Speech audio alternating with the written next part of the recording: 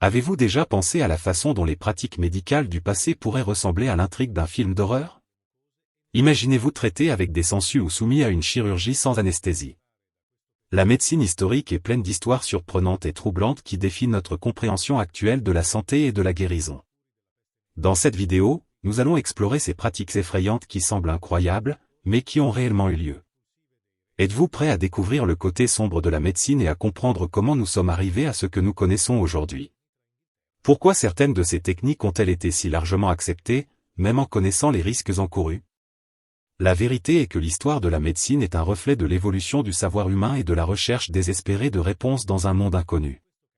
À mesure que nous plongeons dans cet univers, vous serez surpris de constater que beaucoup des croyances qui fondaient ces traitements sont profondément ancrées dans la culture et la science de l'époque. Cela nous amène à nous interroger, la médecine actuelle deviendra-t-elle également obsolète un jour? Préparez-vous pour un voyage fascinant et terrifiant. La médecine historique nous enseigne des leçons précieuses sur les dangers de l'ignorance et les pièges qui surgissent lorsque la science est ignorée. Tout au long de cette vidéo, nous allons révéler les secrets obscurs et les vérités choquantes qui ont façonné la compréhension humaine de la santé. Restez avec nous et découvrez comment la quête de la guérison, même dans les périodes les plus sombres, a façonné ce que nous sommes aujourd'hui. Êtes-vous prêt à explorer cette histoire glaçante? Si vous aimez l'histoire, abonnez-vous déjà à la chaîne. Mais avant, commentez d'où dans le monde vous regardez cette vidéo. La médecine, en tant que science et pratique, a une trajectoire fascinante et souvent terrifiante. Au fil de l'histoire, l'humanité a été confrontée à des maladies, des épidémies et une compréhension limitée du corps humain. Beaucoup des pratiques médicales qui étaient considérées comme normales dans les siècles passés semblent absurdes et même effrayantes à la lumière des connaissances scientifiques contemporaines. Ce texte explore diverses de ces pratiques médicales historiques qui, bien qu'elles puissent sembler être des inventions d'un film d'horreur, étaient des réalités de la médecine de leur temps. Un traitement cruel et commun. Parmi les pratiques les plus notoires et bizarres, on trouve la saignée, une technique qui remonte à la Grèce antique et qui a été utilisée jusqu'au XIXe siècle. Le principe sous-jacent était la théorie des humeurs, qui soutenait que la santé du corps dépendait de l'équilibre entre 4 fluides, le sang, la phlegme, la bile jaune et la bile noire. On croyait qu'un excès de sang pouvait causer des maladies, poussant les médecins à réaliser des saignées pour purifier le corps. Les saignées étaient réalisées de plusieurs manières, par des incisions sur la peau, des ponctions dans les veines ou par l'utilisation de sangsues. Cette dernière méthode était particulièrement populaire, car on pensait que les sangsues pouvaient efficacement éliminer le mauvais sang. Cependant, cette pratique était non seulement douloureuse, mais elle pouvait également conduire à des infections et à la mort. Dans de nombreux cas, les patients, affaiblis par la perte de sang, ne survivaient pas. La saignée est un exemple clair de la façon dont le manque de compréhension de la physiologie humaine peut mener à des traitements mortels, reflétant la vulnérabilité de la médecine face à des croyances erronées. L'intrigante ouverture du crâne. Une autre pratique médicale ancienne qui se distingue par son étrangeté est la trépanation, une procédure qui consiste à percer le crâne. Les premiers enregistrements de trépanation remontent à 6500 avant Jésus-Christ, et cette technique a été utilisée dans diverses cultures à travers le monde. Les médecins croyaient que l'ouverture du crâne pouvait soulager la pression, traiter des blessures à la tête ou même expulser des esprits malins. Les instruments utilisés étaient rudimentaires, comme des coquillages aiguisés et des outils en pierre, et la procédure était souvent réalisée sans aucune anesthésie. Souvent, les patients étaient maintenus éveillés, forcés de supporter une douleur extrême. Malgré cela, des archéologues ont découvert que de nombreux individus ont survécu à la trépanation, avec des preuves de cicatrisation de l'os. Cette pratique, bien que douloureuse et risquée, révèle une tentative primitive de comprendre et de traiter les maladies neurologiques, même par des méthodes que nous considérons aujourd'hui comme grotesques. Médicaments aux effets mortels.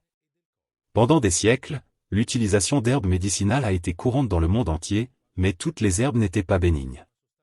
Certaines contenaient des composés toxiques qui pouvaient provoquer un empoisonnement sévère. Par exemple, la ciguë, utilisée dans la Grèce antique, est célèbre pour son utilisation dans l'empoisonnement de Socrate. Cette plante contient des toxines puissantes qui, lorsqu'elles sont ingérées, peuvent provoquer une paralysie et la mort. En plus de la ciguë, d'autres plantes comme la digitale pourprée, qui est aujourd'hui utilisée pour traiter des problèmes cardiaques, étaient mal comprises dans leurs propriétés. La digitale, lorsqu'elle est administrée en doses inappropriées, peut être létale, entraînant des arythmies et la mort. Au Moyen Âge, de nombreuses pratiques phytothérapeutiques étaient basées sur des connaissances empiriques et des traditions qui ne prenaient pas en compte les propriétés chimiques des plantes, aboutissant à des traitements dangereux. Le remède mortel. Le mercure a été largement utilisé dans la médecine du XVIe au XIXe siècle, particulièrement pour traiter la syphilis et d'autres maladies. Ce métal lourd était considéré comme un remède efficace, malgré une connaissance limitée de ses propriétés toxiques. Le mercure était administré sous diverses formes, comme des pilules, des emplâtres et même des injections. La croyance en l'efficacité du mercure a conduit de nombreux patients à expérimenter ses effets dévastateurs.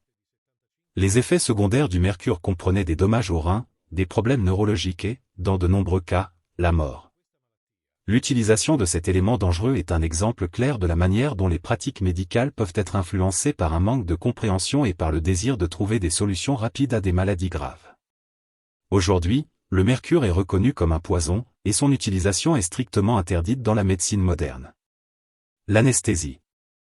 Dans le passé, les chirurgies étaient souvent réalisées sans anesthésie, ce qui rendait les procédures chirurgicales terrifiantes. Avant l'avènement de l'anesthésie moderne au XIXe siècle, les chirurgiens dépendaient de méthodes rudimentaires pour minimiser la douleur, comme l'utilisation d'alcool ou d'herbes.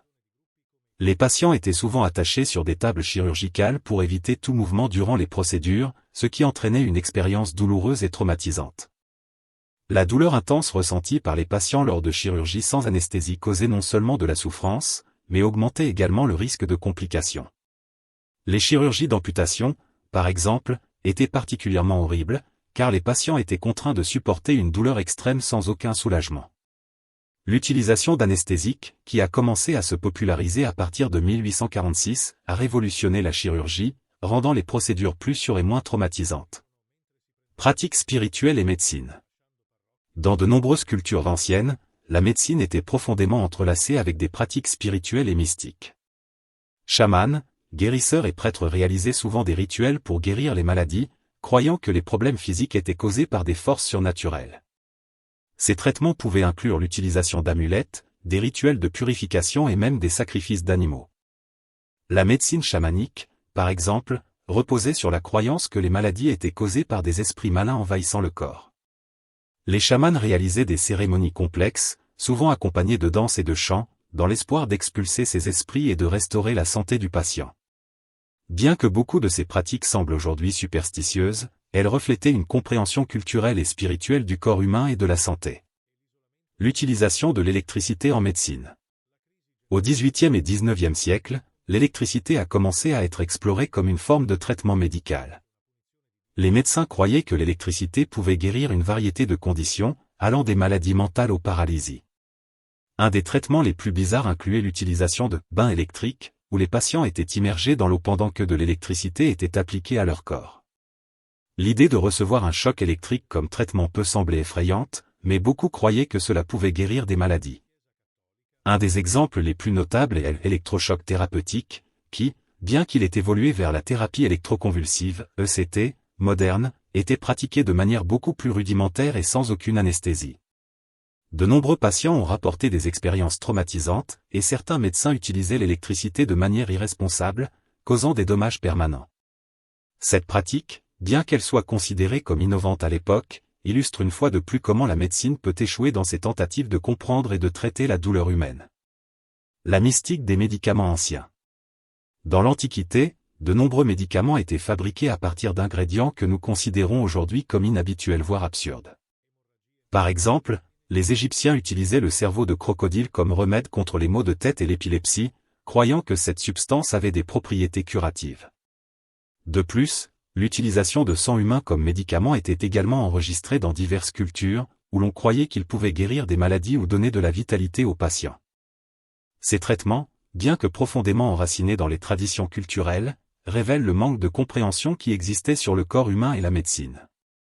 L'utilisation d'ingrédients aussi étranges et potentiellement dangereux comme médicaments reflète la volonté des sociétés anciennes de chercher des solutions, même si celles-ci étaient basées sur des croyances mystiques et non sur des preuves scientifiques.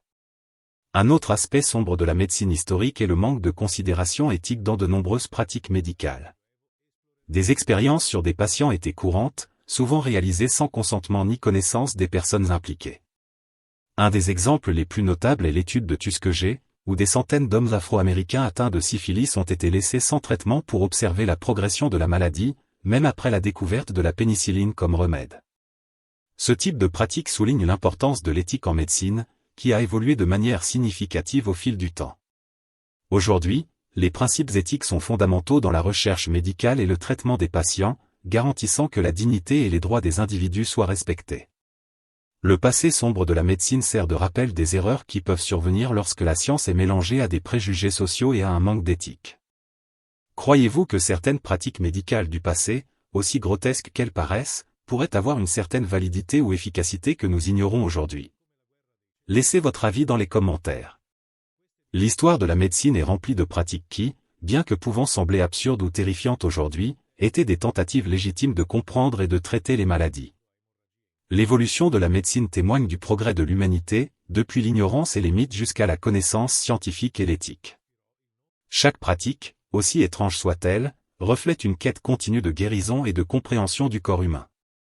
Alors que nous regardons vers le passé, il est crucial de rappeler que la médecine moderne doit également évoluer et s'adapter, apprenant des erreurs du passé. Les leçons de l'histoire nous enseignent l'importance de la connaissance, de l'éthique et de la compassion dans la pratique de la médecine. Après tout, la santé humaine est une priorité, et la quête de la guérison doit toujours être guidée par un engagement envers la vie et le bien-être des patients. Il existe de nombreuses histoires sombres et intrigantes sur le passé. Si vous voulez en savoir plus, cliquez sur la vidéo qui apparaît sur votre écran. Abonnez-vous à la chaîne pour rester informé de tout. Merci d'avoir regardé. À bientôt.